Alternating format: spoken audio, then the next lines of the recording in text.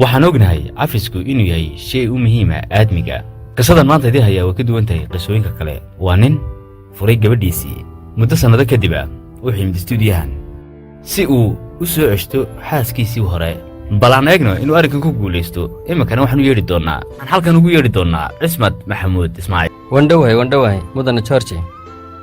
haye ii waran maasha allah kole waxaan arkayaa madaxaaguna waa cad yahay aad buu dhawaa mudane george 7 sano ayaa ka soo wareegtay nawaaxis 7 sano kadib ood kala maqan tihiin waxaad doonaysaa iminka inaad isku soo noqotaan wallaahi sidaan ugu joogaba garan maayo iyaduna dee waxay haysaa 5 carruura markaa sidaa awgeed baan u imi inaan xaaskaygii aan soo ceshado halkay ku nool yihiin markaa wallaahi haddii aan kuu sheego carruurteedu way badan yihiin 2 ka midii waxay la joogaan hooyadood inta kalena anigay la joogaan marmarka qaarkood hooyadood bay u tagaan ubadku marmarna aanay imaadaanay la joogaan aan wax yar idiga taabto arrintan cismad wuxuu qabi jiray gabadh la yidhaahdo nawaaxis sidaad u maqasheenba waxay isku dhaleen 5 ubada walaalkan cismad wuxuu xidhiidh hoosaana la lahaa gabadh kale nawaaxis waxay ogaatay xidhiidhka ka dhexeeya isagii gabadha waxna way ka weydiisay kadib waxaa dhacday haye horta iyada waxaan isqabnay 25 sano markaas ayaan aniguna dabcay inaan gabadh kala guursado iyaduna markay ogaatay in gabadh kale xidhiidh naga dhaxeeyo kadib markay maqashay arrintaa waa dumaro dee aad bay uga xanaaqday isagu ballan ayuu qaaday gabadha kula guursanayo ayuu ballan ugu qaaday inuu guursado xaaskiisina nawaaxis ahayd wuu sheegay inuu kadib markaa waxay igu tiri kala dooro aniga iyo gabadhaad leedahay waxaan ku tiri arrinkan uu raali kamiyey wuu furay haweenaydiisii nawaaxis wuxuu guursaday gabadhii kale gabadhaas magaceed muxuu ahaanaa miyadii waa cayda wuu guursaday cayda markaa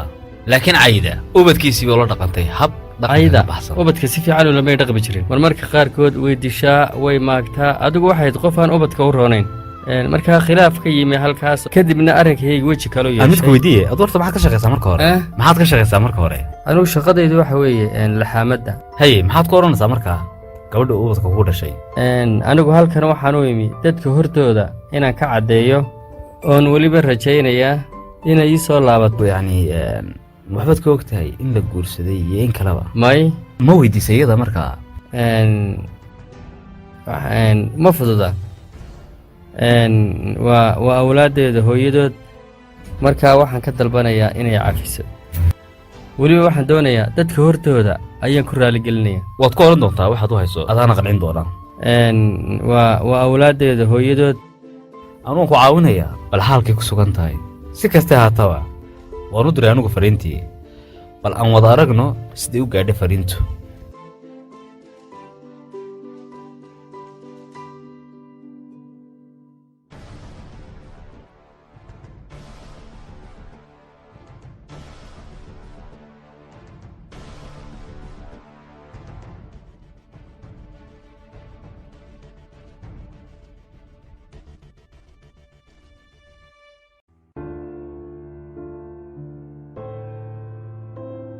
أهلا وسهلا سودو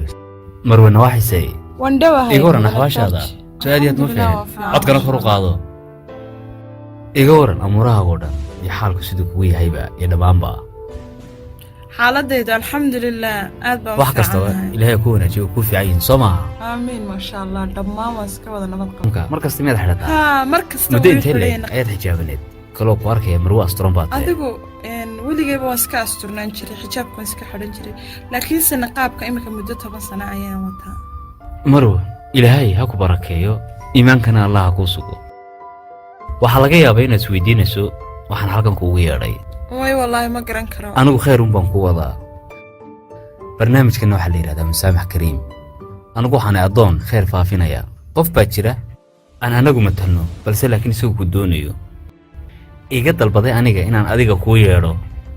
oo aniga ku yeedhay waana timid waana ku mahadsan tahay imaanshaha aad ii timid 100 jeerna waan kaaga mahadcelinaya ma jeceshay inaad ogaato qofka ku yeedhay inaan ogaado qofka ii yeedhay wadnuhuna aad bii qaraacaya ma yeestaji wadnahaguna waa degi doonaa hadda baleeg shaashada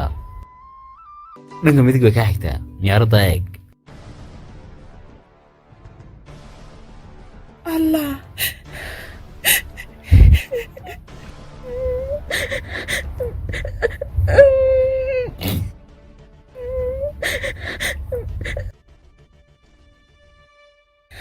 ilaahay kaa saamaxo waxaad igu samaysay.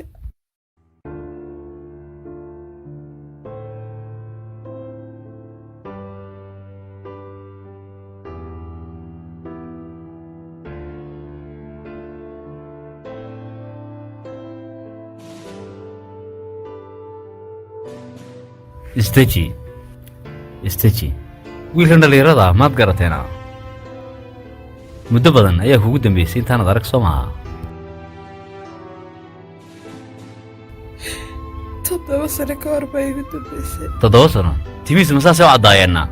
aad may caddeen. cismad marwana waa xisay waa cismadkani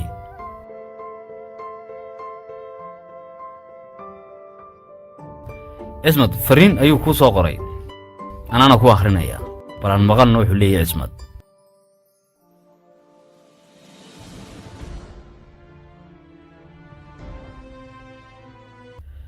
cismad marwana waa xisay wuxuu kuu soo qoray hadallo yaroo ka kooban oo dareen leh. wuxuu yidhi sida tan: xaaskaygiyey noloshaydiyey ubadkayga hooyadooday nawaaxisay dunida 10 bay bartay anna wax baan ku qaatay. waxay bartay dunidu inaan ogaado qiimahaaga. waxaa kaloo ay bartay wanaaggaagu intuu u leegyahay. waxaad ila qaybsatay dhib iyo dheef 25 sano ayaa id samraysay. waxaan ahaa qof nabad ku seexda nabadna ku soo kaca agtaada markaan joogay. xaas wanaagsanna waad ii ahayd. waxaanad ahayd ammaanada noloshayda iyo ubadkaygaba. shaydaan ayaa iga aqli badiyey nawaaxisay igana dhigay inaan kugu gafa adiga itusayna dhalal adduun naag kale micnaha xaqiiqdii qof adiga kula mida dunida ma joogo. noloshaydii fiicnaan lahayda inaan adiga ka agdheeraan oo noloshayda inta ka dhiman agtaada ku dhammaysto. inaan dib kuugu soo noqdo nasiib ayay ii tahay. adigoo qiime iyo qaayabo leh inaan kaa fogaado may ahayn. aniguna adiga la'aantaa ma noolaan karayo. 7 sano baan kaa fogaa. aad bay igu badan tahay laakiin weli nolol badan baa inoo harsan haddii ilaahay nagu simo. ballan baanan kuu qaadayaa madaxayga korkiisa inaan ku saaro. waan khaldamay xaaskaygii. waxaanan kugu raaligelinayaa cafisna kaaga weydiisanaya dhammaan dadkaas oo dhan. anigu aad baan kuugu baahanahay adiga. carruurtuna ka daalig. guriga adiga la'aantaa waa mugdi. weligaana iftiinka guriga adigunba ahaa. anigu maantase waxaan u yimid halkan inaan cafisku weydiisto. ma khaldamo waa ilaahay. waanan kugu khaldamay. mar labaad iyo mar saddexaad waxaan kaa baryaa inaad cafiso. walmusaamax kariim noloshayda qaaliga aheeday. cismad.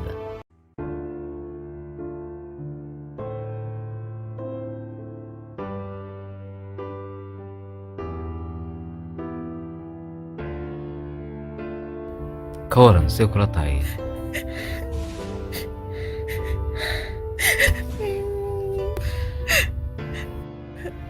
nolosha intii ugu badnayd waa soo qaata. yaad la soo qaadatay ma isaga? haa isaga. sidaasay tay wuxuu soo mariyay dayaca badan iyo dhibaato. ma intaanu naagtaa baran baa mise waa markii uu guursaday? maya waa markuu naagtayga raacay. markuu naagta kaa raacay? haa isbaan lahayn cid buu kaa raacaya. maalintu naagtayga raacay ayaa noloshaba nacay. marwaana waa xisay wax kastoo dhacay. haatan cismad maanta waa kula joogaa. wuxuuna yimid barnaamijkan wuxuuna soo go'aansaday inuu dib u soo celiyo qoyskiisii. xaalkuna siduu ahaa waxaan doonayaa sukorta hadduu yaro sog naagtii hore fur. waa goorma marka ubadkayga gurigiisii lagu soo silciyey aniguna aan gaarkayga u dhibaatooday. carruurtayda oo gurigiisa jooga ayay gabadhiisu dhibaataysay weliba isagoo guriga jooga. hablahayga 3 habeenimo ayaa guriga laga soo saaray. xitaa ubadkayga wax ku jirtay ilan yar oo 4 jir ilaa 3 jir u dhaxaysa. markay dayacantay dhaxan bay kaga dhacday. isaguna wuxuu kaga tegey ubadkayga xaaskiisa oo xataa kuwa waaweyn gacan u qaadisay. waxa dhacday maalin maalmaha ka mid a aniga oo shaqadayda jooga anigu waxaan ka shaqayn jiray isbitaal telefoon ayaa layga soo wacay saldhigga bacdeen waxaa laygu yiri gabadh aad dhashay baan haynaa oo waa mise jir markaa 4 jir ayay ahayd walaahi aniga arrinkaasaa igu dhacay xataa isagu telefoon igama soo sheegin haa laakiin isagu khaladkiisu dhan waa qirtay hadda in isku kaadhiibo ayuu halkan u yimid xitaa inantayda weyn banaanka ayaa loo saaray isagu miyaanu ka cabsanayn inantaydu inay dayacanto oo xataa tuugtu ay disho ama meelaha lagu faraxumeeyo la kaxaysto ilan waa inane gabadhayda banaanka ayay ku dayacantay xitaa aniga ayaa raadiyey habeen madow ayaan raadinayay markii dambe waxaan arkay gabadhayda bannaan jiifta baryaheeduna ay jeexjeexan yihiin iyadana dhib badan iyo duruufi ka muuqato timahana la jiiday inantii yareed markaa weydiiyeen kuudhi hooye waxaasaan kuu galay waxay gu tiri hooye mar dambe u tegi maayo naagta aabbahay qabo markii dambe guriguu igaga dabaymi wuxuu igu idhi keen inantayda waan kaxaynayaa waa rabadaana waa iido anay la soo iidisaa wax kale iska daayo markii gurigii ku noqotay inantii yareed ilkaha laga soo daadiyey xaaskiisuna waxay igu jawaabtay ubadkaa isdilaya iyagaa ilkaha iska quba inantaydu sababtooday uga baxday iskuulka markay aragto ciyaal yararoo iskuulka dhiganaya inantaydu way oydaa waxay ku tiraahdaa hooyo kaalayga kaxay gurigan ma joogaye dhib aad badan ba soo gaadhay ubadkayga xataa inan aan anigu dhalay laydh baa ku dhegay ubadkayga layma ilaalin jirin laymana daryeeli jirin xataa wax kale iska daayo ubadkayga dhibaataday soo mareen habeenkii qaar baan caad u seexanin ma ninkaasaad igu leeda ku noqo ma ninkaasaad maanta i leeda ku noqo ma dulmi kalaad ila rabtaa wallaahi waan ka xunnahay anagu dooni mayno kulamana rabno inaad dulmi ku noolaato dhammaantayna waan dareensannahay inaad dhaawacan tahay ad weliba aad ooyeysay annagu waan jecelnahay inaan labadiina dhanba aan dhegaysanno adigana waan ku dhegaysanay bal isaga aan yaro dhegaysanno wax yar ilmaduba miyay iga joogsataa markaan soo xasuusto dhibkaan soo maray anigu gabadh ayaa dhahay ubadkayga waanu soo dadaalay maxaan sameeyaa hadday dhibtii iga badatay bini aadan miyaanan ahayn wax walba isagaa ii geystay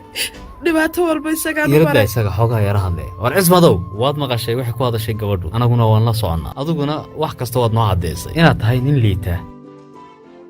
oo gabadhi ku maamusho ubadkaagii inaad dayacday heer ay gaadhaan ubadkaagii ilmihii weliba 4 jirkaa intuu lugeeyo inuu lumo inta islahayd hooyadaa u tag weliba dhiiggaagii dheecaankaagii weliba inana annaguna dhammaantayaba arrinkan waan ka xumaanay waxaad ku odhan karto bal ku dheh iyo wax qalbigeeda qawajiya carruurtayda hooyadood lagu maqli maayo codka kor u qaad axmed hooyadii way maqlaysaa intaasi miyaanay nagu filnayn 7 sannadood ayaynu kala dheerayn 7 sannadood noloshayda waxyaabo aad u badan ayaan waayey taa waan ogsoonahay laakiin wax kasta waa nasiib maxaad saa noogu gashay anigaiyo ubadkaagaba aad noo daryeeli iska aamu shayddaan baa iga dambadiyey aniguna waxaan nooday nin nacasa mar adigan khalad kaa galay marna ubadkaygii baan khalad ka galay naftaydii baan xitaa khalad ka galay axmedey yaan khaldamin qof aan khaldamin ma jiro annagu bashar baan nahay dhammaanteen baan wada khaldamaynaa laakiin daa isagu bal hortaa ku yar sheekeeye adoon wixii hore ku soo hadal qaaday maalmo badan oo qurux badanba adigan kula soo qaatay wixii dhacayna waan ka xumahay innaguna si fiican baan isu naqaanaa iyo qalbiyadeennuba noloshii aan soo wada qaadanayna inagu filan 20 sanaad soo wada qaateen cumrigiinii bestee haddaba ilaahayna waa qafuuru raxiime qof walbana wuu khaldamaa aniguna waan khaldamay aadna waan kaaga raaligelinaya miyaanay dhici karin inaad i cafido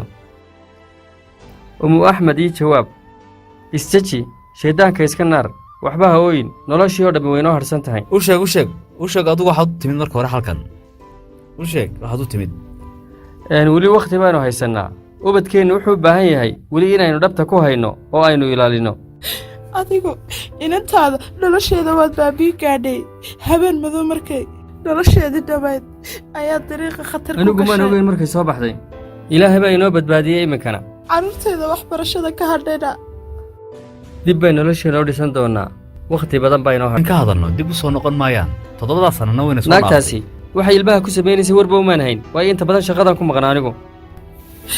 oo waayo carruurta adigu maad maya anigu ma joogin waayo anigu si wixii shaqadan ku kal lahaa xilli dambana waan imaadaa waxa weeyaan ubadkaagii haddii aad aniga iga qaadatay waad ogtahay maalintii oo dhan anigu waxaan joogaa geerashkuna meel carruur la geyn kara maaha waxna kamaan ogeyn waxa ay gabadhu ku samaynayso nolosheenoo dhan baad baabisee waa run waxaasoo dhan anigaa sameeyey nolosheenniiyoo dhan anaa baabi'iyey markii aan iyada ogaaday ilmaha dhibaatada ku haysana waan iska furay axmed arrinkaas waa dhacay ninkanna wuxuu u yimid wuxuu kaa dalbanayaa inaad saamaxdo wuxuu kaloo kaa codsanayaa inaad dib isugu soo noqotaan dhammaanteen annaguna markhaati baan ka nahay ilaahayna waa markhaati wanicman billaah go-aankana adigunba iska leh kalow waa laga yaabaa noloshaadu inay isbeddesho wax badanna waad u soo samirtay adigu 7 sano dhanna waad samraysay bis haddaba intaa ku ekaato ninkii waa ku ag joogaa garabkaagaanu doonayaa inaad isku noqotaan ood ubadkiina isku soo urursataan oma waxaad rabtaa inaad sugo sidii kale ina mid kale haddana layga daba keeno maya waxaas way tegeen wax soo noqonaya maaha tu kalena dhici mayso tuyada iskaga tagtay ama isagaa furay wuu fasaxay naagta hawshaas way dhammaatay waa kii dadku dhan ka hor caddeynayay markan ka iman wixii hore ninka marka hore naag baa waashay wuu timid wuu iska raacay haatanse wuu soo waayay arkay isaga hadda waa nala joogaa iyadiina ka tagtay waanad maqashay hadaladiisii mana rabo yacni inaan kugu soo celceliyo laakiin adiguna go'aanka adaa iska leh marka hore waa maslaxaddaada marka labaadna waa maslaxadda ubadka marka saddexaadna waa isaga maslaxaddiisa isagaa ugu dambeynaya ka fakir kadibna jawaabta adigu isii